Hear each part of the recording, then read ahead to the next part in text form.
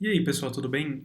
Eu sou o Pato do CodeLab e hoje eu vim apresentar para vocês um pouco sobre estruturas de decisão no JavaScript. Bem, a primeira coisa a se lembrar são dos operadores que a gente tem em praticamente todas as linguagens, né?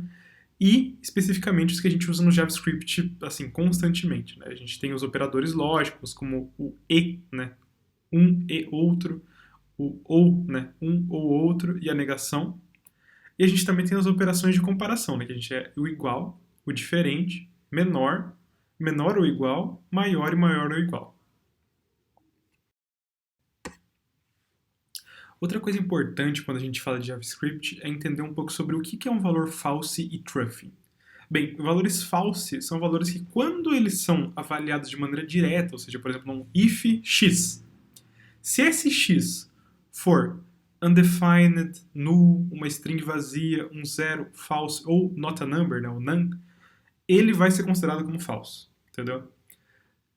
Qualquer outro valor é considerado como truth. E isso inclui, por exemplo, qualquer objeto, entendeu? Então, se você tiver um objeto, mesmo que ele esteja vazio, por ele ser um ponteiro, assim, né, ele vai ser considerado como truth, então ele vai avaliar como verdadeiro. Aqui a gente tem exemplos de valores false, né, na verdade, todos os valores false, e alguns exemplos de valores truth, mas, assim, truth pode ser qualquer coisa. Bem, agora que a gente já viu como a gente representa a lógica, como a gente compara e quais são valores verdadeiros e valores falsos, a gente pode apresentar as estruturas de decisão que a gente realmente tem no JavaScript. Né? É bem simples, se você já programou em qualquer outra língua, você provavelmente já deve ter visto todas essas, né? Mas, basicamente, a gente tem o if, else. A gente tem o switch, que é um jeito um pouco mais simplificado de fazer uma sequência de ifs, né? E a gente tem o operador ternário. O operador ternário ele funciona de tal maneira, ó. Você pergunta se o que está para a esquerda ele é verdadeiro. Então nesse caso vai ser, né? Porque é true. True é true. Se o que está na esquerda é verdadeiro, você vai para A. Se o que está na esquerda é falso, você vai para B. Entendeu? Então você pode, por exemplo, fazer um return que retorna dois valores diferentes em uma só linha. Você pode inicializar uma variável, né? Você pode usar isso daí para simplificar um pouquinho o seu código. E agora vamos ver um pouquinho isso daí na aplicação. Então, como exemplo inicial, eu queria usar isso daqui, né, que é basicamente um if e else, né? E a gente faz basicamente o seguinte. A gente cria essas duas variáveis, né, x é igual a 3 e y é igual a 4, e checa. X é maior que y? Bem, a gente sabe que y é igual a 4. Então, x é menor que y, né? Então, isso daqui vai ser falso. Então, ele não vai entrar nessa região aqui do código, né? Porque não atingiu o valor que a gente esperava. E depois a gente chega ao contrário, né? Será que x é menor que y? E bem, aqui a gente sabe que isso é verdade. Então, ele vai rodar essa parte do código que é printar. X é menor que y. Né? E por último, caso esse if e else if falhassem, a gente pode fazer um else genérico assim, porque a única outra opção é que os dois sejam iguais, né? Então, x é igual a y, né? Então vamos rodar aqui para ver o que acontece. Então, como a gente pode ver, ele entrou nessa região do código aqui, em que 3 é menor que 4.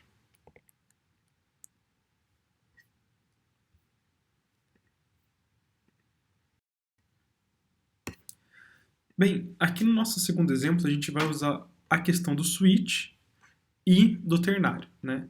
Então, o switch vai funcionar de tal maneira, ó. A gente vai declarar esse x igual a 5 e vai fazer um switch com base no x, né? Então, aqui a gente cria os casos, né? Então, a gente sabe que x é igual a 5, né? Aqui vai ter o caso 1. Então, console log x igual a 1. A gente tem um caso 2, que é console log x igual a 2 e para aqui. E a gente tem um caso default, né? Que é tipo, caso não encontre nada nesses outros dois casos, caso ele não bata aqui, ele sempre vai para esse daqui. E como o nosso x é igual a 5, né? E aqui está testando só para 1 e para 2, o caso default vai ser acionado. E depois a gente tem o nosso ternário. que, assim, de início talvez seja um pouquinho complicado de você ler isso daqui, mas é basicamente, ó, cheque isso daqui. Se isso daqui for verdade, vem para essa primeira região aqui. Se não, a gente vai para essa segunda região, né? Então, x é igual a 5, como a gente está testando se x é igual a 5, se x equivale a 5, ele vai vir para essa região aqui, né? Porque é verdade. Então, vamos tentar rodar nosso código. Tá. Básico 2.js. Então, x não é 1 ou 2, correto, e x é igual a 5. Então, você pode ver que funcionou aqui perfeitamente. Agora a questão dos valores truth e false, né? Então, primeiro a gente tem essa lista, né, que ela poderia estar vazia, ela poderia ter um monte de elementos, mas lista, por ser um tipo de objeto, sempre vai ser verdadeira, e a gente sabe que listas são verdadeiras. O not a number é falso, ele está na nossa lista de false. Então, esse código aqui não vai ser executado. E esse let x aqui, o que acontece quando eu faço só um let x? Bem, quando eu declaro ele, mas não dou nenhum valor, ele vai ser inicializado como undefined, assim, entendeu? E quando eu negar o undefined, porque o undefined é false, né? Quando eu negar ele, isso daqui vai ser verdadeiro, né? Tipo, contrário de undefined. E a gente vai executar esse código. Então, vamos tentar rodar agora. Node. Então, listas são verdadeiras. None é falso, então a gente não vai ver o none aqui. E eu esqueci de inicializar o x, então ele é undefined. Você pode ver aqui que eu fiz imprimir o x, né? Então, é assim que funciona essa questão de truth e false. Espero que vocês tenham entendido. Bem, por último, vamos dar uma pensada sobre essas peculiaridades que o JavaScript tem, né? Porque a parte de comparações não necessariamente funciona como em outras linguagens, como Python, C, etc. E uma das peculiaridades mais interessantes, né, é que qualquer objeto, qualquer um que seja, ele vai estar valendo truth, entendeu? Ou seja, ele vai ser avaliado como true. Isso inclui uma lista vazia e um objeto vazio, entendeu? No Python, por exemplo, não é assim. No Python, uma lista vazia é avaliada como falso. No JavaScript, não. Então tem que tomar cuidado quando você está mexendo com a linguagem, né? Porque é uma peculiaridade. E a explicação para isso é porque o ponteiro desses objetos tem um valor, né? Entendeu? E uma outra coisa que vem disso daí, né, é que mesmo que dois objetos eles sejam iguais, assim, entendeu? Sejam exatamente a mesma coisa, com as mesmas propriedades, valores, etc. Um vai ser diferente do outro. Porque eles não apontam para o mesmo ponteiro. É ponteiros diferentes, né? Então um vai estar numa parte X da memória, outro vai estar na parte Y da memória. E eles não são iguais. E dá um exemplo mais prático aqui. Então aqui a gente tem uma lista vazia, né? No Python, essa lista vazia seria falso. Mas aqui no JavaScript, a lista vazia é truth, entendeu? Então isso daqui vai ser executado. Todo objeto, e lista é um tipo de objeto, ele é considerado truth, entendeu?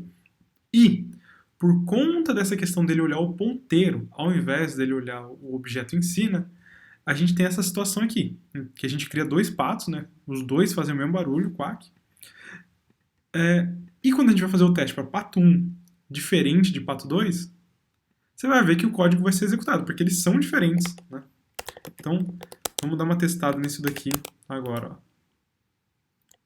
Ó, a lista vazia é truth, como a gente pode ver, e eles fazem o mesmo barulho, né? Mas são animais diferentes. Uma outra questão é a questão de coerção de tipo, né? Coerção de tipo é basicamente a conversão implícita que o JavaScript tende a fazer quando a gente está trabalhando com ele, né? Então, por exemplo, se a gente tentar fazer essa primeira comparação aqui de 3 igual a 3, só que 3 string igual a 3 número, o que será que vai dar? Da mesma maneira, o que será que dá true igual a 1? ou false igual a uma lista vazia, né? Entendeu? Qual será o resultado disso? E por último, para simplificar esse tipo de comportamento que a gente vê no JavaScript, foi criado o igual, né? Para substituir o igual, né? A gente chama isso daqui de equivalência e esse daqui de equivalência estrita, né? Igualdade estrita. Então, nesses casos aqui, o que a gente falou anteriormente, né, que por exemplo 3 em texto é igual a 3 em número, para esse caso não vale. Porque a primeira coisa que ele vai fazer é checar cada elemento tem o mesmo tipo. Então, agora a gente vai estar lidando um pouco com a questão de coerção de tipos, né?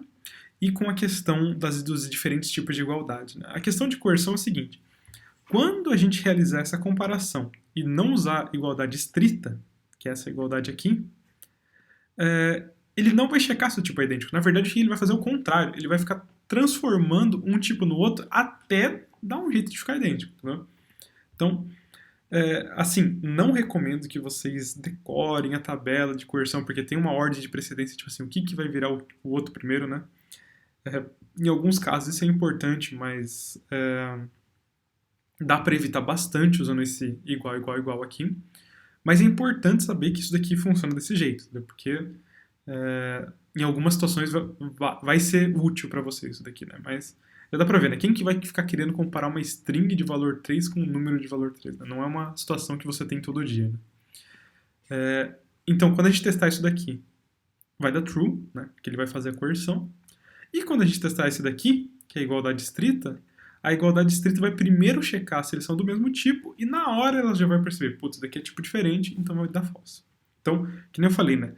Sempre tendam a usar esse daqui ou o contrário dele, né? Que é a negação com igual, né? Em vez de você fazer assim, né? Que seria a negação comum, o diferente comum, né? Você faz assim, correto? Então, vamos testar isso daqui agora. Node. Ó, que nem eu falei pra vocês. Com a coerção, esses 3 primeiros casos aqui dão true. E sem a coerção, usando a igualdade estrita, os 3 casos vão dar false. Então, era basicamente isso que eu tinha para apresentar para vocês hoje. Espero que vocês tenham gostado do vídeo. Um bom dia para vocês aí.